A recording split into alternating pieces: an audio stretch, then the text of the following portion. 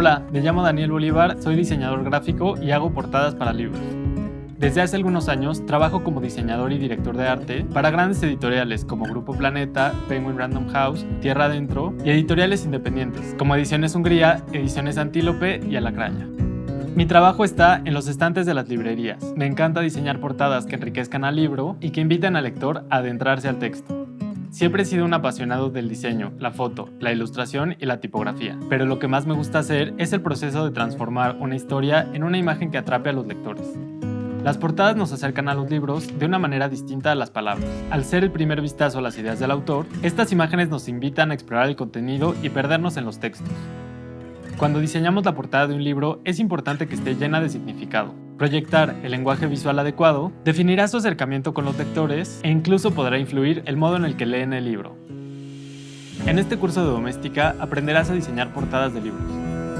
Como proyecto final, crearás la portada de tu libro favorito.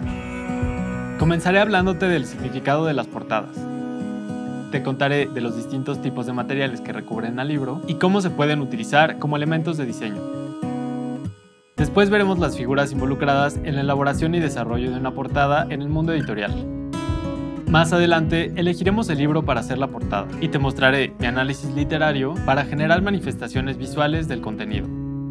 Aprenderemos a evaluar el proyecto y haremos una investigación gráfica para generar ideas.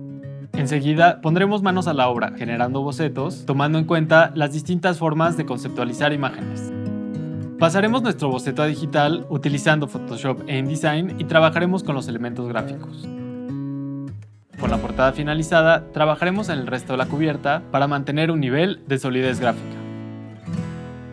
Por último, te mostraré un modo sencillo de generar mockups y te enseñaré lo que es una colección y una biblioteca de autor. Al terminar este curso, serás capaz de diseñar portadas para libros que atrapen a todo tipo de lectores. Para tomar este curso es necesario que tengas nociones básicas de Photoshop e InDesign o el software de diseño de tu elección. Diseña portadas llenas de significado y crea vínculos con los lectores.